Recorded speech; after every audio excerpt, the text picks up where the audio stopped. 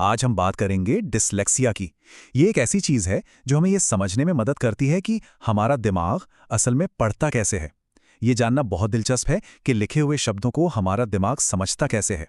तो सवाल ये उठता है कि एक ही पेज, एक ही लिखावट, किसी के लिए पढ़ना इतना आसान क्यों है और किसी दूसरे के लिए एक मुश्किल पहेली जैसा क्यों? इसी सवाल का जवाब आज हम ढूंढने वाले हैं। और हाँ, ये कोई बहुत रेयर चीज़ नहीं है। दुनिया भर में हर 14 में से करीब करीब एक इंसान डिसलेक्सिया से प्रभावित है। ये आंकड़ा ही अपने आप में बताता है कि इस विषय को समझना कितना ज़रूरी है। तो आखिर ये डिसलेक्सिया है क्या? सीधी सी बात है, ये सीखने से जुड़ी एक लाइफ लॉन्ग कंडीशन है। मतलब ये दिमाग के काम करने के तरीके से जुड़ी है। दिमाग थोड़ा अलग ढंग से चीज़ों को प्रोसेस करता है। और एक बात बिल्कुल साफ है, इसका इंटेलिजेंस या बुद्धिमानी से कोई लेना देना नहीं है। बिल्कुल भी नहीं। ये बस जानकारी को प्रोसेस करने का एक अलग तरीका है, बस। अच्छा, तो थियरी से हटकर अब असल जिंदगी की बात करते हैं। डिसलेक्सिया असल में दिखता कैसा है? चलिए, अलग अलग उम्र के लोगों में इसके क्या संकेत होते हैं, इस पर एक नज़र डालते हैं। इसके जो संकेत हैं ना, वो बहुत छोटी उम्र से ही दिखने लग सकते हैं। जैसे प्री स्कूल में बच्चों को राइमिंग वर्ड्स मतलब तुकबंदी वाले शब्दों में दिक्कत आ सकती है। फिर जब बच्चे थोड़े बड़े होते हैं तो वो पढ़ने से कतराने लगते हैं या स्कूल जाने से पहले घबराहट महसूस करते हैं। और जब बात टीनेजर्स और बड़ों की आती है तो धीरे धीरे पढ़ना या सबके सामने जोर से पढ़ने में झिझकना, ये सब इसके आम लक्षण हो सकते हैं। और ये सारे अनुभव बिल्कुल असली होते हैं। अब थोड़ा और गहराई में चलते हैं। चलिए दिमाग के अंदर झांकते हैं और इसके पीछे की साइंस को समझते हैं। देखिए, हमारा दिमाग पढ़ने के लिए दो बहुत ही खास और ज़रूरी सिस्टम्स का इस्तेमाल करता है। हाँ, पढ़ना कोई एक सीधा साधा काम नहीं है। ये एक कॉम्प्लेक्स डांस की तरह है जिसमें दिमाग के दो अलग अलग सिस्टम एक साथ मिलकर काम करते हैं। तभी जाकर लिखे हुए शब्दों का कोई मतलब निकल पाता है। तो पहला सिस्टम है फोनोलॉजिकल प्रोसेसिंग। इसे आप दिमाग का साउंड इट आउट इंजन समझ लीजिए। ये तब काम आता है जब हमारे सामने कोई नया या मुश्किल शब्द आता है। यही वो सिस्टम है जो अक्षरों को उनकी आवाज से जोड़ता है और शब्दों को डिकोड करने में मतलब समझने में हमारी मदद करता है। और दूसरा सिस्टम है ऑर्थोग्राफिक प्रोसेसिंग। ये हमारे दिमाग की साइट वर्ड लाइब्रेरी की तरह है। जैसे हम और, है, एक जैसे आम शब्दों को देखते हैं तो हमें उन्हें आवाज लगाकर पढ़ने की जरूरत नहीं पड़ती है ना। हमारा दिमाग उन्हें देखते ही तुरंत पहचान लेता है। इसी वजह से हम तेजी से और बिना अटके पढ़ पाते हैं। यहाँ इन दोनों सिस्टम्स की सीधी तुलना की गई है जो बहुत दिलचस्प है। देखिए, एक तरफ है फोनोलॉजिकल सिस्टम जो सुनने पर आधारित है और नए शब्दों को समझने के लिए बहुत ज़रूरी है। वहीं दूसरी तरफ है ऑर्थोग्राफिक सिस्टम जो देखने पर आधारित है और यह हमारी याददाश्त का इस्तेमाल करके जल्दी से शब्दों को पहचानता है। और बिना अटके पढ़ने के लिए इन दोनों का साथ में काम करना बेहद ज़रूरी है। तो सबसे ज़रूरी बात क्या है? रिसर्च बार बार यही बताती है कि डिसलेक्सिया की जो जड़ है वो अक्सर फोनोलॉजिकल प्रोसेसिंग में आने वाली चुनौती ही होती है। मतलब उस साउंड इट आउट इंजन में। जब शब्दों को उनकी आवाज में तोड़ने में ही मुश्किल आती है तो पढ़ना अपने आप में एक बहुत बड़ा चैलेंज बन जाता है। चलिए अब इस चीज को एक बड़े ग्लोबल नजरिए से देखते हैं। डिसलेक्सिया सिर्फ किसी एक भाषा की बात नहीं है, लेकिन ये दुनिया की अलग अलग भाषाओं में जिस तरह से सामने आता है वो काफी अलग हो सकता है। और ये जानना बहुत ही हैरान करने वाला है। तो एक सवाल मन में आता है ना, कि क्या डिसलेक्सिया हर भाषा में एक जैसा ही होता है? मतलब अगर किसी को इंग्लिश में पढ़ने में मुश्किल होती है तो क्या उसे स्पेनिश या जापानी में भी वैसी ही दिक्कत आएगी? यकीन मानिए, इसका जवाब काफी चौंकाने वाला है।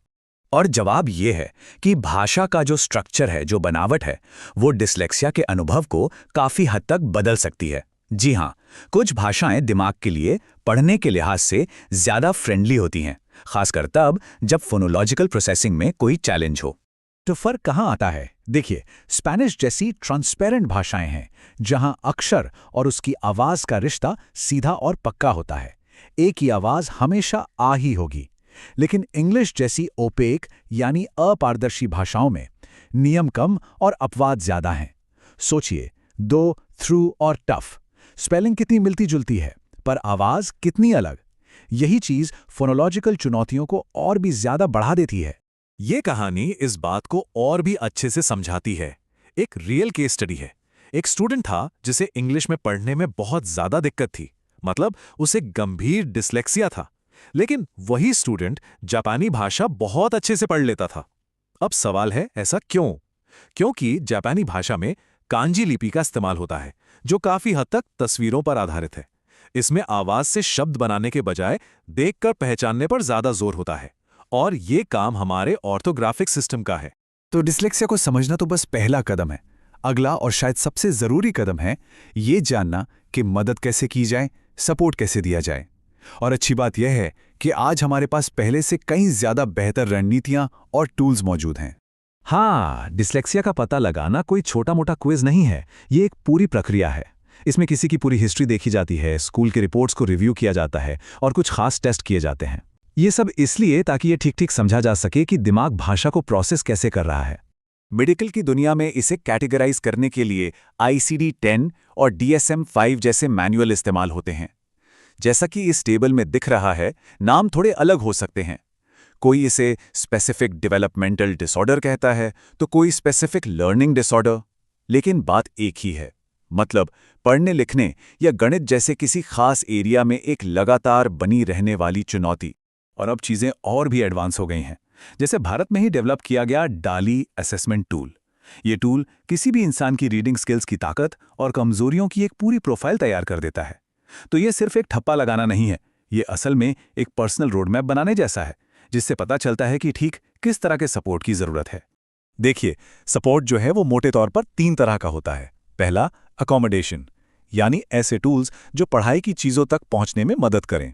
दूसरा, मॉडिफिकेशन, मतलब पढ़ाई लिखाई की उम्मीदों में थोड़ा बदलाव करना। और तीसरा, रेमेडियल एजुकेशन, जो सीधे सीधे उन स्किल्स को मजबूत करने पर काम करती है जहां दिक्कत आ रही है। यहाँ कुछ बहुत ही कारगर रणनीतियों की लिस्ट है, जैसे एग्जाम में एक्स्ट्रा टाइम मिलना या फिर टेक्स्ट टू स्पीच सॉफ्टवेयर जैसी टेक्नोलॉजी का इस्तेमाल करना। इन सब का मकसद सिर्फ एक है, सबको बराबरी का मौका देना। बात बस इतनी सी है कि सीखने वाले को अपनी काबिलियत दिखाने का मौका मिले और पढ़ने की जो तकनीकी दिक्कतें हैं वो रास्ते में ना आएं।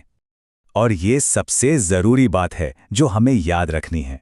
डिस्लेक्सिया सीखने के तरीके को भले ही बदल दे, लेकिन ये तय नहीं करता कि कोई क्या हासिल कर सकता है। सही सपोर्ट और सही माहौल मिले तो कामयाबी की कोई सीमा नहीं होती। और आखिर में ये सब हमें एक बहुत बड़े और ज़रूरी सवाल पर लाकर छोड़ देता है। अगर हम ये समझ जाएं कि पढ़ने के लिए दिमाग कितने अलग अलग तरीकों से काम कर सकता है, तो क्या हम सबके लिए सिखाने के और बेहतर तरीके नहीं बना सकते? इस पर ज़रूर सोचिएगा। हमारे साथ जुड़ने के लिए शुक्रिया।